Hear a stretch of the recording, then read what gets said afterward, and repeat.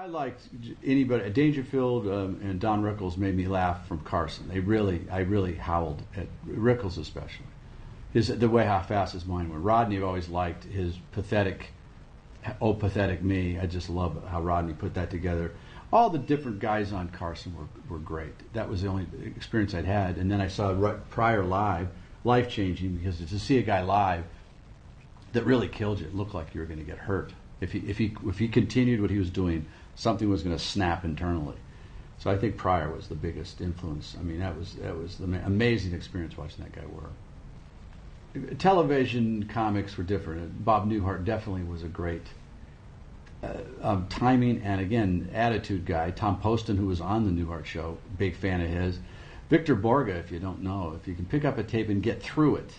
I mean, he's so slow, but his slowness, if you get into his rhythm, I went to a couple of his concerts, but it was really just a sea of blue heads. You didn't have to rush to the exit when you left to get to your car, because by the time the walkers got up, the next show was starting. This is a old crowd, but definitely one of the geniuses of timing.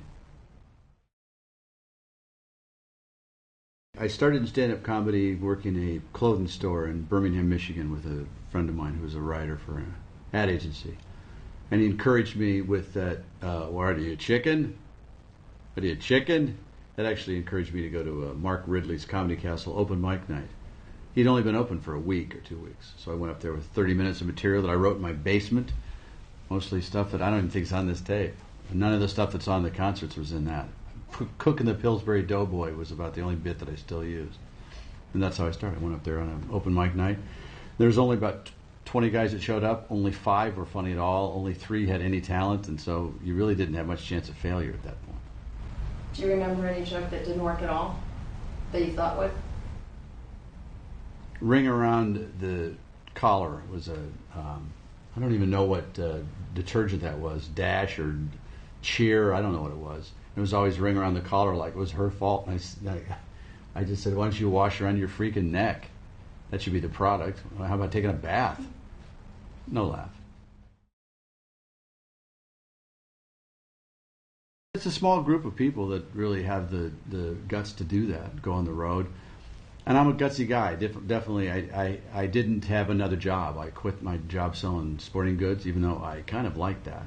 I got to sell handguns, Browning shotguns, Browning presentation fly rods, Orbis fly rods, that sort of stuff. And I really liked that job. It paid nothing. I think I took home $70 a week.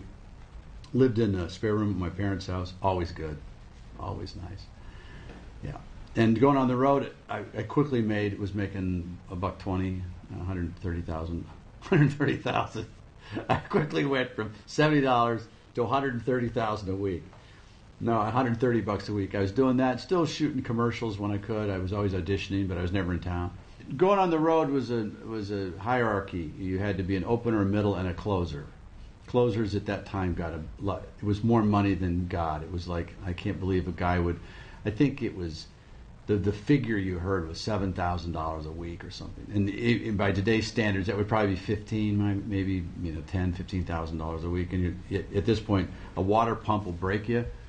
So the thought of making $7,000 a week was unheard of. And some of these guys had allegedly made that money. So that's what most of us were chasing. And there's certain cities, that time Boston, Atlanta for sure. Those are the 2 big ones. It was tough to get into those cities. They played big comics there, and they paid big bucks there. I mean, in that day, even for the middle act, opener act was chuffa. You made nothing. And some of the best acts were openers at that time. I mean, Kinnison was an opening act. Bill Hicks, one of my favorites, who passed away. So did Kinnison. I just mentioned 2 that passed away, but not a good attrition rate in this business when you think about it. There's not many of us, and your idea was, no matter how much you liked the middle act, was to knock the middle act, and is the middle your goal was really to kill the headliner's momentum. And it was tough to do because the headliners at that time were real powerful. Comedy was new. It was a big packed houses because it was real fresh. It wasn't Borscht Belt. Some of it was a version of that, and it was all different genres. Pryor pretty much started it with me, kind of observational, with a little attitude. and Carlin did observational stuff, so it was a mixture of those guys, and then Robin Williams was that improvisational, wacky doodle, and Steve Martin was kind of improvisational, wacky, intelligent. So you just picked, but it was so much to work from. Saturday Night Live was coming on then. Fridays, that show that was on. It was real hot for us comedians. It was really hot. Things were happening, but there was two disciplines. You were a road comic like myself. Go to L.A. and you do 10 minutes in Los Angeles.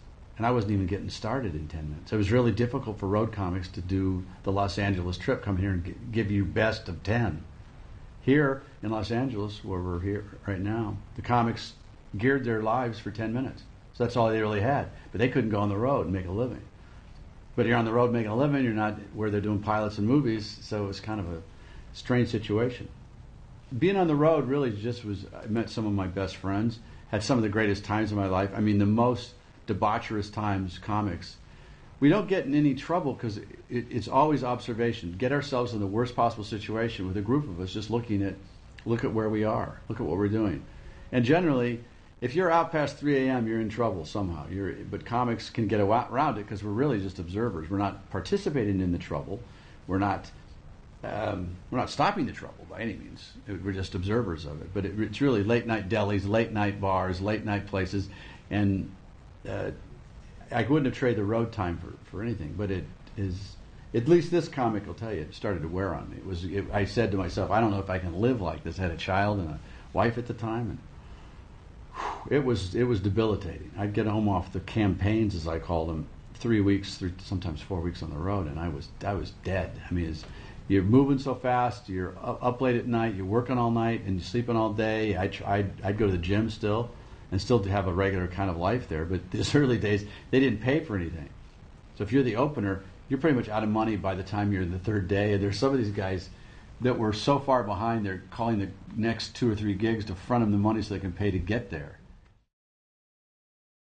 How do you develop material? I don't know. If I knew how I develop material, I'd do more of it. I really don't.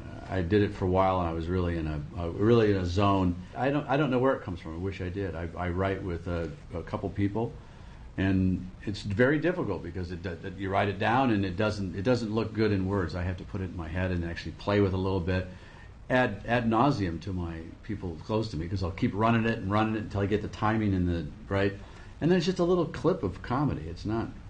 As I said, I was hungry and I had to come up with stuff when I started. Now I'm not so hungry. So it's a little difficult coming up because I'd like to do more stand-up. How about taking observation and adding imagination and exaggeration? How about it? Good one, Kim. No, you say it. You already said it. That's what Kim just said. She just gave it to me. Add observation, imagination, and exaggeration. A lot of exaggerations. Exaggeration. Oh, shuns. You just add, there's a lot of shuns. See, I just worked out a bit right there. Shuns. Exaggerations. Observations. See the timing piece? You pause a little bit before observations, exaggerations, and imagination. Might not have been that funny, but that was fresh. It's right out of the container. I come up with bits now. I like going into like a guy comes into a place, and then I start that guy, what he would be thinking coming into that place, and I lose a lot of material because I ad lib it at gas stations or at supermarkets or at parties, or at the last 6 years I've been doing on sets, and we really thought, a couple of us, you should just shoot that. Some of the crew will see me after a movie and go, boy, the movie wasn't as funny as I know being on set. Because I generally I'm not censored like I am in movies, because I do family movies, and you definitely don't want to see what I do on set on a Disney movie. So I should do my own movies that are a little bit bluer. As you get older, the observation is, I don't know if it's funny, but I only look at men's necks now, because when you get to a certain age, your neck starts looking weird. I still think of myself as about 11 years old, and I see myself in a mirror, and it looks like some old man's inhabiting my torso. What's happened to me? And I went to my guy that runs my speed shop, and I were talking about, you go to get a physical now, and then it's very embarrassing when they do that little ding, ding, ding, ding, ding, ding, ding, ding. They still won't level out, so they got to go all the way back to the beginning, and they put one of those big honkers. Ah, there we go. Maybe.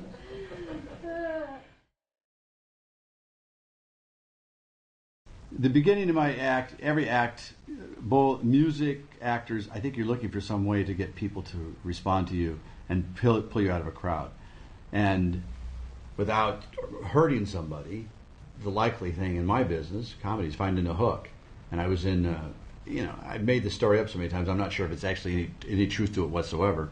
But I know I was in Akron, Ohio at a function, Scotch and sirloin night or something. I don't know what it was. It was just men, and no one was listening to my comedy. Which, why would they? They had big pieces of beef and brown liquor. And so I started talking about that. I said, well, if I were talking about garages, you'd laugh. And they go, yeah, it was all this, nothing made any sense except I knew exactly what these guys were referring to. So I started talking like them. Well, they're all for the garages, tools, and it slowly developed. That was when I actually drank when I worked, because sometimes it was so depressing, and liquor, the drug that it is, kind of calms you down a little bit. I don't do that anymore, but I would drink with them. And the good part about that is I developed a rapport with them, and we started screaming about garages and Sears and tools. The bad thing is when I woke up the next day, I only remembered about a quarter of what I'd said, which is why I don't like mixing drugs. Alcohol being a drug, I don't like mixing drugs with work. It's probably a bad idea. I eventually developed Men Are Pigs as that's how people remember me. The guy talks about Sears and Men Are Pigs. Eventually it became Men Are Pigs. That was it. And really the break that I remember a friend of mine, who I call him a friend, is Bob Seger, who said he kept going, he toured, and he'd come back to the same towns, and right before he did town, he'd do a lot of radio and see if he could get people to remember a song. So when he came in town, he'd have people yell out, do a song. Then he realized he was starting to get people. As a collective consciousness, it's really odd. And I started doing Showtime specials, the Young Comedians thing, and I was always the standout because there's a guy in a suit talking about tools. And then it was really easy to describe me. Same with movies. You could describe a movie, a guy turns into Santa Claus. If you can describe it that quickly, everybody goes, oh, that'll be interesting. Gino Michelini in Los Angeles. He was a radio disc jockey, and put my. It came out, taped me at the Ice House. Is it the Ice House? Out in Pasadena, Bob Fisher's Ice House, yeah. And said, "Can I tape this and put it on the air tomorrow?" I said, "Yeah." At this point, I was starting to really gain momentum. My shows were 35 minutes out in Los Angeles and kicking butt, except at the Improv. The real tough clubs just didn't get me. I wasn't sophisticated enough. I was talking about tools, and people there wanted to talk about relationships or God knows what else. And they put me on the radio, and he called me up and he said, we normally get, 10, 15 calls when they did the 5 o'clock funnies. It was in rush hour in Los Angeles. And they had nearly, I'm going to say 1,000, 1,500 calls, but it was something in that. He said the lights lit up. What was that guy talking about, the lawnmowers? And they put together a concert with some of the guys that had the 5 o'clock funny concerts. They put us down in Orange County. We sold out big time. And it was quite evident, even though I'm not that way, meaning that I love sharing my bounty with others, but at this point it was very obvious that who they were coming to see, so I wasn't going to be a fool. And they kept shuffling around, well, they really like blah blah, and I said, well, they're screaming my name, so let's put me at the end of the bill, which I wanted anyway, so it can close the show. And I think we should start paying in commensurate to who's bringing the people in. They didn't like that. I said, well, we'll just do it our own concert. Hey, it might be a good idea. So we rearranged the schedule. I started headlining the big clubs, and then I was off. I was pretty much off, making really good money. This is what I wanted, with finally staying in hotel rooms that don't have vibrating beds. And for some reason, the phone across the room. Early motel rooms always had the phone with the red light nowhere near the bed. So if the phone rang, you had to get out of bed. I started staying in hotels. My only thing is I wanted to stay in hotels that had real restaurants in them. You didn't go across the street to Burger Den, but you really had a hotel. And I wanted to fly coach, at least, not steerage or whatever it is. I flew most of my life where you had to wait. We wait as a standby because you'd wait for tickets, or you'd fly just cruddy airlines. But as it turned out, most of the airlines, coach was just as bad as the rest. But anyway, things moved up, and Showtime picked me up. Got my own special, which are on this DVD, both of them. And this first special, Men Are Pigs, pretty much set the benchmark for me anyway about how comedy shows should be done. Where I, if you notice, I match the tie I'm wearing to the backdrop. Call me gay, but I have a design background from college, so I like to put together elements like that. Ellen Brown is the director of it, who's the director of The Tonight Show, and she and I are still close friends, as Jay and I. But every time I see Ellen, we remember this day like it was yesterday, putting together a really sharp comedy show. And she really appreciated the work I put in, and I appreciated everybody who did. I'm working with almost everybody that worked that night. I'm still good friends with.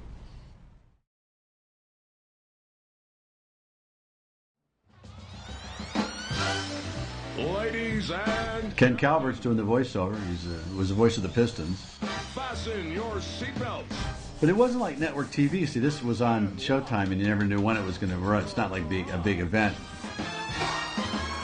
It's Tim Allen. It just looked so good to me. This still looks good to me. The graphics and how we did this thing.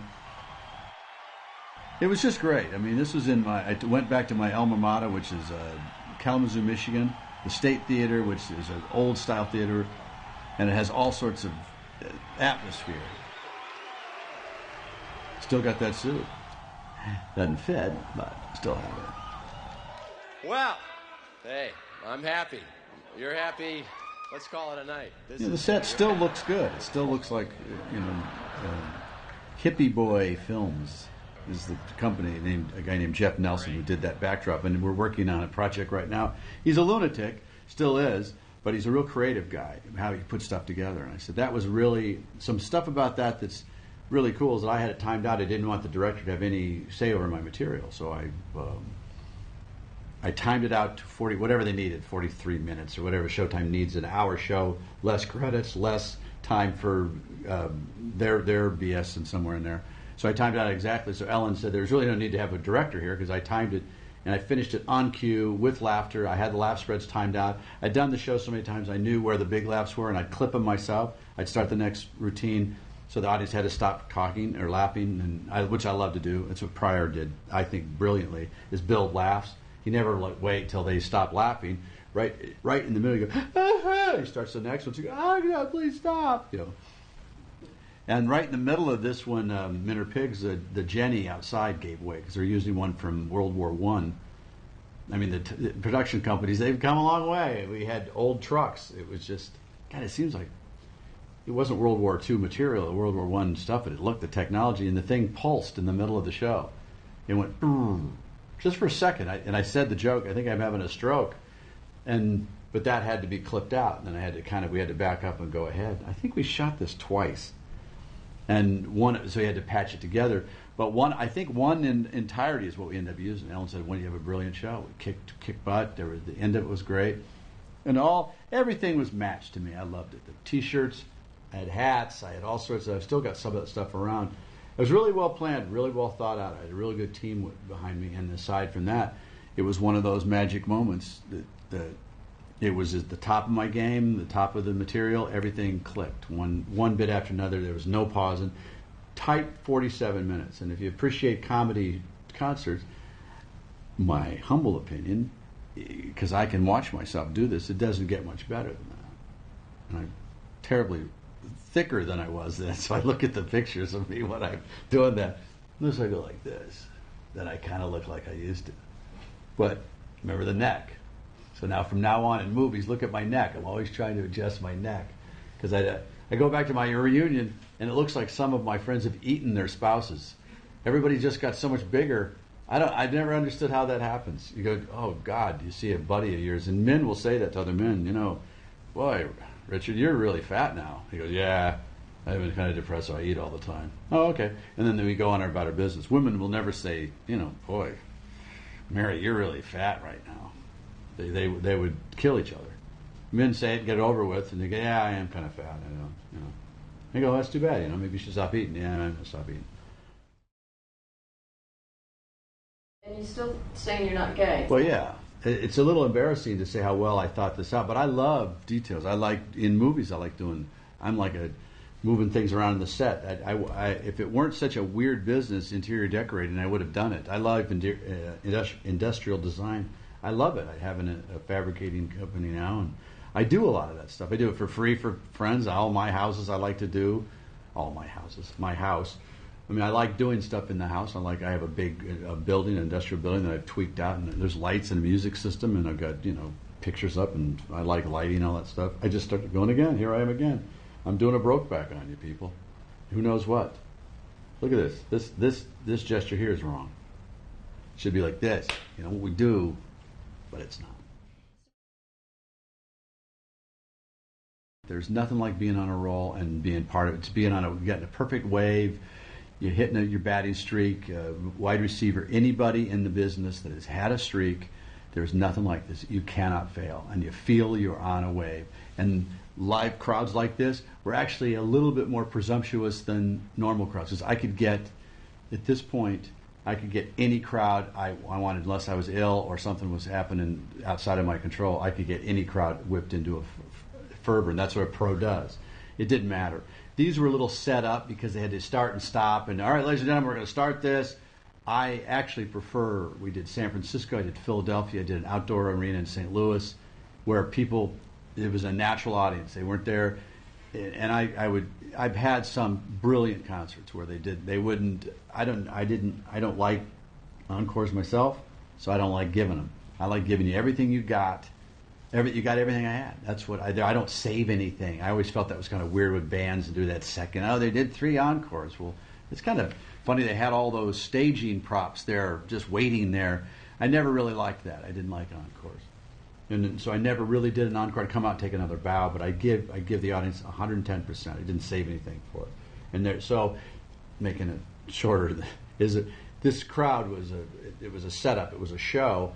Great, and it was all invited people, or people that, because more people at that time wanted to see me than we had tickets for. But I really would prefer a natural audience in the way that you start the show and there's no, TV means, all right, everybody, when you see the camera, there is some little setup. There's a self-consciousness about it. Natural audience, meaning also naked? Yes, all buck naked. Buck-ass naked. I prefer my audiences natural. What the heart of this guy's character is, the smart is stuck somewhere way deep in this. You really have to get past this goofy guy. But I purposely put on a $2,000 suit, and I purposely planned the whole thing out. On the surface, it's just, aren't guys stupid? But if you watch carefully, there's none about men being stupid. Home Improvement, which is a result of this show, is not about how stupid that guy is. There's many layers to that show, and certainly it evolved into something simple, because that's what networks eventually do, is turn it into something simple, because the complex is a little difficult to maintain. But the act was very complex. It's essentially what it was a celebration of men. By tearing them down, men don't care about certain those things. What they care about is being left alone. And this is how men do these things by themselves, these tribal things by themselves. And it was really putting men in their place. And we don't have babies, and we don't do a lot of things, but there are a lot of things we do extremely well. And I really like the company of men. I think men resolve their conflicts differently and certainly more understandable to another man. How we deal with conflicts compared to how women deal with conflicts is very different. How men deal with conflicts with women is impossible. It's just, there's no way that's going to work. It never has worked. It doesn't work. We eventually have to capitulate, or you get the morons that start beating women. I mean, you have to capitulate, because it's not a fight. It's not even a fair fight. Women, in my position, fighting with women is like going to the boxing ring with your trunks down around your knees and your arms up, going, "I give up," and the ref is looking at the way, and she kicks you in the nuts.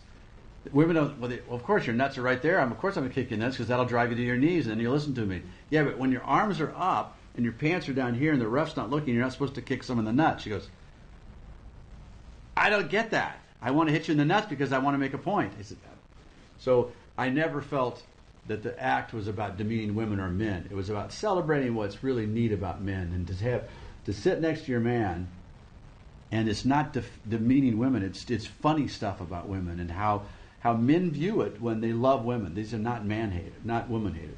But men would laugh so hard at my act that it would bring the women, and then they'd see that this is about both of them.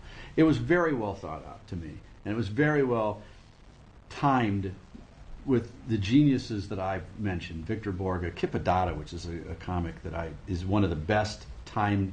His timing is impeccable, and I toured with him and didn't steal because I never stole his material, but his timing influenced me quite a bit. And my act was all based on Pryor and the best guys in the world, Bob Hope, and then organized. It was very well thought out, and particularly when I have a very strong opinion about men's roles in the world and what men were being backed into politically, of having no rights, because women wanted what we had, even though most men don't have what women think that we have, which is power. Because most men work for somebody else. Most men live their whole lives trying to support a family or themselves or please women, but we never seem to have all this power women think we do. There's a few do, and those take all the heat for all the rest of the guys that don't. And it was kind of sad to see guys, and then women have all this emancipation, and men were pretty much stuck with the same decisions they had to, go to work or go to work. And I kept doing these bits in a funny way, and it just was out of respect for the guys that I hung with, and it was just smarter than it looked. I think men like power tools because inherently we like to fix things. That's what we do. We build and fix things. And anyway, I've been more specific as I get older. I think specifically my religious background even. I've come to the conclusion based on some comparative religion studies that you might have Judaism is the pillar of knowledge and law, Christianity is the pillar of work and deeds, and Islam is the pillar of fruit and hospitality and actually humility. If the three religions are a graduated effect, what Christian group my group is, we like to build stuff. And we like to build bridges and buildings and fix and sewers, and that's what our job has been over the last centuries. That's what I think, and that's where it came to me, is with the workers. We like working. And we do it, and we love to do it. And it's evident in the guys that I hang with. That's what we like to talk about. And my group likes to build cars or machines. Anything to do with machines, I dig. Is it noise as well, the noise? Noises you can't get loud enough. You can't get. As you get older, though, believe me, I actually looked at a sedan this last month and said, "Is there one that's quieter?" Because I now make an absolute realistic grunt noise getting out of. I have a lot of sports cars, and it's embarrassing. I got out to go to dinner last night, and I wasn't joking with that. And I have this, valet helping me out of the car. And this is why minivans are great. You step out of a minivan. You don't have to launch yourself and push your hand on the. It's ridiculous. So I looked at a sedan that has a nice stereo and it's calm, and I said, I can't believe I looked at it. But I grow into some peaceable living. And women don't like to build things? I don't. I think stereotypes exist because the word it points to something. I've certainly known. I have I want to get it right. Bernadette. She's a makeup person that's been on several films working on me. This broad knows more about power tools and farm implements than any guy, and she's really into it. She's not kidding. She's just got a thing for it. Just like I know, I can't mention their names because I don't really know them, but I just said it. There must be, straight guys that like making dresses and stuff, and like what would be typically women like that. Well, cooks. Why is it the women are the cookers and the housewives are all the cooking, but men are the chefs? I don't quite get that. Never did understand that. That men are all the big chefs, but women are actually up and have been throughout history been the ones actually in meal preparation. Maybe I'm wrong. I don't know. Now, yeah, sure, go do. Keep talking. I came the wrong way. Oh, came the wrong. Oh. Here, just reach. I'll get. Oh, you stay. You're good. No, we got about 26 minutes to watch. All right. Yeah, we'll finish. Yeah, I think we got plenty. No one's gonna watch this shit anyway, right? I wear more makeup than my grandmother, and she's been dead for 10 years. Go figure. I teach my daughter about makeup. One of the benefits of acting. It was starting to get really red hot with several comedians. Roseanne started it. Bill Cosby actually initiated all this, where people were looking at comedians as the way to center a show around. And Disney saw the Showtime special at a retreat of some sort that was Jeffrey Katzenberg and Michael Eisner at the time. Loved it, approached me, asked me out to see. First they came to the Improv, where I don't do very well. I mean, I love the Improv in Los Angeles. I really do. It's a great club, a lot of history. And I did all right. Eisner said, "This is that we like this, you know, like the whole look. We want to make a deal. Come to Disney." They offered me something that was so ludicrous, not money. The concept was so. They saw my act and then they put me in something completely different. And I said I wasn't interested. And that really the strongest word in Los Angeles is no. And it was like, apparently they didn't hear. We'd like to offer you such and such a dollar for a development deal. And they didn't realize I'd been making that money on weekends in Vegas and around. I just didn't need the money. And I certainly didn't want to do the money for that project. It was they want to redo a couple movies for sitcoms. I said, no. Well, what would you do if you had, like, you got any ideas of your own then? Plan B, I think Katzenberg said. I said, yeah, I'd like to parody This Old House because I love that show. I love that Norm does all the work, but Bob Villa seems to just dart in. That's great. Well, you guys finish up all that veneer work, and I'll go out and talk about. And you see, I wonder what would happen if, as soon as he left, you stuck with the people that were left there, going, "That son of a bitch, Christ." And then add to it if he's a little bit more arrogant and he broke stuff. Well, you guys clean that mess up, and I'll be on my way. And then I had also wondered if you had a house like I had in Michigan, which we were on acre lots, and I never saw my neighbor because he was only that big. It was way, and he'd wave, and I don't know if he was what ethnic group he was because he was that far away, and he was always carrying stuff to and from his house, and the kids were. I don't even know what they do. I still don't know. I still have that house in Michigan. So I said I want a neighbor that I never knew what he was up to, hidden somehow. Well, you can't show an acre away on TV, so he had to be right up. He just hidden by the fence. I only wanted a baby. I didn't want children, but I wanted a wife like Pat Richardson. It was exactly what I thought would be great. And then that all came together. We got together with people that did Roseanne and Matt Williams and Dave Mafasian, Carmen Finestra, and they all put their 2 cents. They wanted children. They said, well, at least have 3 boys because I understand that because I came that way. Actually, it came from 9, but mostly growing up was just my 2 older brothers and myself. And we put it together, and the rest, as they say, is history. It was a little tough on me because the first year it was really all my stand-up. And I got into a shouting match with the unions about it because I had never written down my material. I said, I've been doing it for 7 years. Why do I have to write it down to prove that it's mine? That's the business in Los Angeles with the unions that control that sort of thing. Never really I never really gotten over that resentment because comics really have nobody protecting them. We're really part of burlesque. We're under the category of burlesque. This were the same. In most states, actually, up until unless it's changed since I was in it, it's the same license as strippers, which is why comics usually are with strippers. We're not considered singers, and so we don't have a union that protects where our material comes from. And so when you start doing sitcoms, the writers, whoever wrote that down, that becomes their material. And I said, that's not how it's going to be with me. I'm going to do whatever I want with that material. I don't care what union or what guild writes what down. That's not how it is. It's not the truth. It's not right. So we got into we had some big problems starting out that they were going to refuse to let me do the stand-up.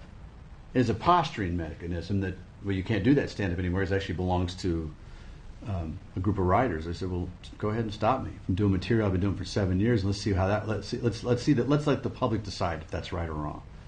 And that quickly resulted in a credit, if you notice, on Home Improvement says based on the stand-up comedy of Tim Allen. They wouldn't give me a writing credit because I actually didn't write it, which I guess I get pissy with it. Does that mean a ballpoint pen? Or now, if you were typing it, that isn't actually writing, is it? So you could say people that type aren't writers; they're typers. So if you really went into splitting haircraft, but you don't want to fight them. And some of the guilds and unions in Los Angeles are quite powerful, and they can make your life pretty miserable. Wow. But I've gotten over it.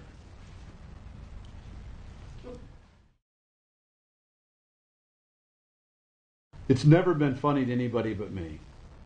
And if everybody else laughs at it, great. But it really starts with me. If I think it's funny, then it comes out of my mouth. And it really is. I love laughing, and I like them first. I mean, it's the first thing. I work it out in my head, it comes out. But I'm doing a lot of work before it ever comes out of my mouth. But no, scripts. Scripts were difficult because some of that, and no offense, some of the stuff just wasn't funny to me, which means I'm probably not going to say it well. And I fought that for 8 years. I would fight and fight and fight and say, well, that's not funny. I said, well, just try it. And I said, well, I did try it. I mean, I read it. I don't think it's funny. Well, try it in front of a crowd. I don't want to try it. It's not funny. I don't know why we're arguing over that. You hired me to be funny, and if I don't think it's funny, you can't make me think it's funny by reading it several more times. That was a long process of understanding each other. Rewires America we shot in Ann Arbor, which is a second show on this collector's edition digital video disc in high def. At least this is. We shot it in high def. Trying that out. How's it look? Huh? Pores? More makeup than my grandmother. You paint it on now. Rewires America was really an effort to put the second half of my material, because I had about an hour and 40 minutes of material. So I had to do I had to repeat a little bit to get started. It was real tough because I really had given my opening salvo was the Minter Pigs. That was the gig. Rewires America was the sequel. I thought the production value was better. We did it in a much bigger venue, almost in a round as an amphitheater. It was really beautifully shot. Everything about it I thought was slick. I prefer almost in word for word Minter Pigs, but Rewires America is brighter stuff. It's actually I was better, and I hadn't reached my peak yet, or zenith. It was the better half of that material. But the first one's always, it's like Santa Claus. You can't get away from that innocence is bliss thing. You start that first concert's pretty hard to top. Do you want me to read you a few topics? Yeah. Balls. I'm just reading off an old sheet. Some of these were in there. The baby, grandma, taking shots at grandma, All right. German, Irish. I think I said some of my favorite bits, but I like Water Ski Behind the Nimitz. It was always one of my favorite. It's a visual. If I got it right and got people into what it would be like to water ski behind an aircraft carrier that can actually go 50 knots, because you could literally ski behind it. But the wake that would throw up and all that stuff, and people crossing the wake, and then somebody falls, and then, oh boy, they got to pull it around again and wrap up the ropes. And if you're a water skier, you know what that is. Shooting my grandma, got people choking, because I did take a shot at her with the first BB gun I sold, my Daisy Surefire. Shot her in the leg. She thought it was a chigger, bug we had around the house, chiggers. These days, you have to call them chigros. But she had she never knew that I shot her. And then also, vice grip and monkey mother scratcher. Boy, that whole bit about, and if I got the cadence right, it was my first attempt at rapping. And when I got those right, and when I get people rolling on these bits, and I said, well, that didn't work. Maybe if I added more power, and they'd start screaming. It got a little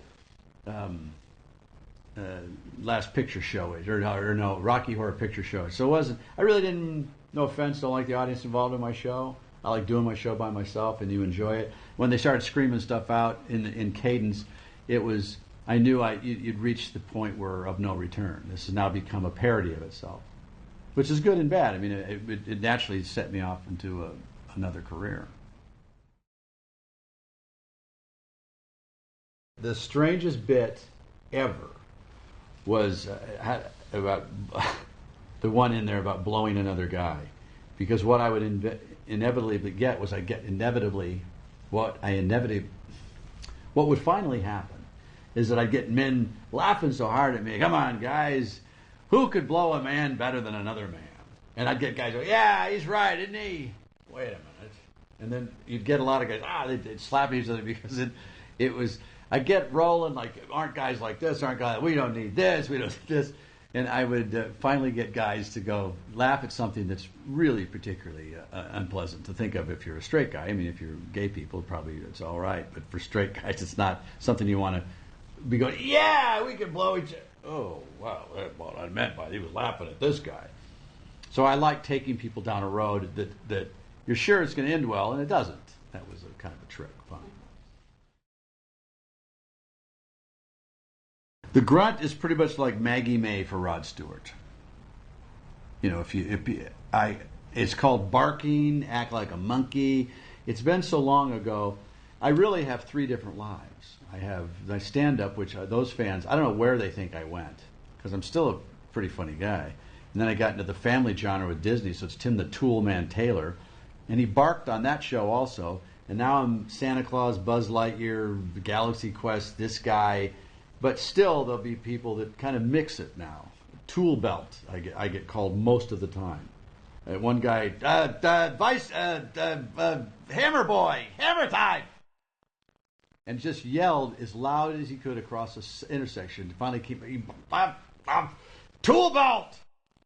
And had, what was that about? And I was in a coffee place today, and it was, if you can't get my attention, then I hear people, and I know that they've been spotted, and it's a testament to how clever that was to some people. To me, it made my career, so I always owe a lot to that grunt, and it ran itself out when I saw it on scripts.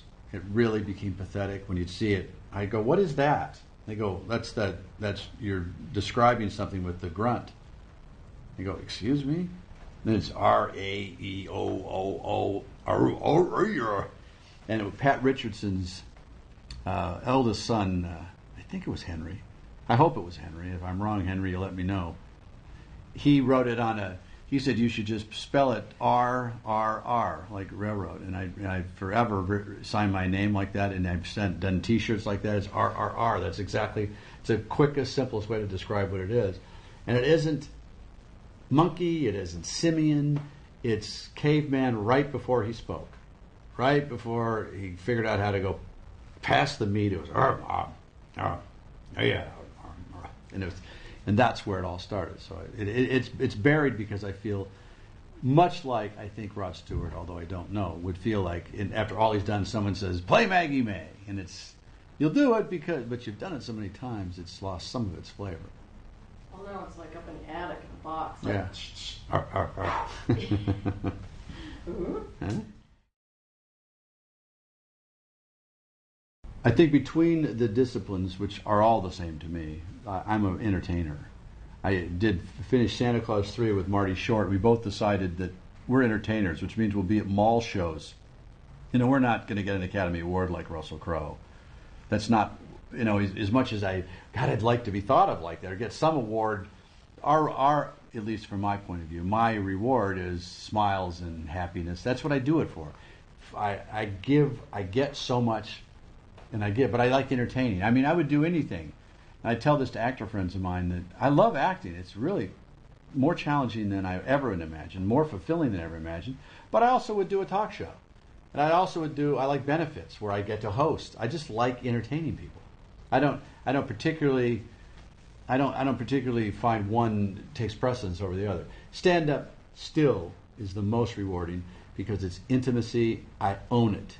I own a mic. I don't worry about a director, the studio. I forget the total freedom I had as a stand-up comedian. That once you're on top, you can say anything. You can really, literally say anything. And if you got the right heart in it, they're going to listen to it. I'm not a political guy. I'm a very political guy, but those are my beliefs, And I do what I can to influence of course, my family and give my opinions. I've never been very politically on stage except on a spiritual and emotional level, because I do have a point of view. Obviously, you have a point of view about men, but you could say whatever you wanted on stage if you put it down with a little bit of sweet.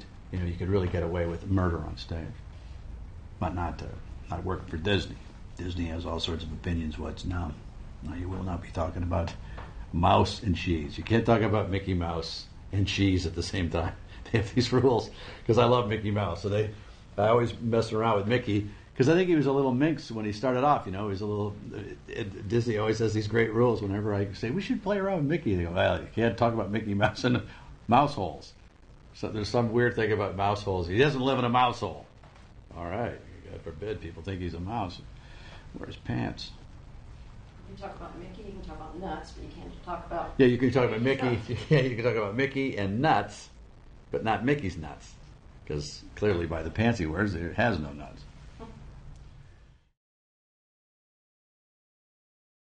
What I hope is that this will motivate me. I love these shows, and I'm really grateful to everybody involved who got these tapes back. We got all the digital remastered footage and got time to put this together in our facility here, our skunk works here at Walt Disney. So thank everybody that was involved in helping me do this. It's in this room. You can't even see there behind you. And hope you enjoy this experience, and maybe it will motivate me to do it one more, which I do have in my head. What happened later, which would be probably in a year or two, is do some sort of a one-man show, and I won't throw out the possibility of singing and dancing, just because it would be odd, me singing and dancing with a lot of people in the background doing this. Anyway, enjoy the show. Thank you. That was great. Oh.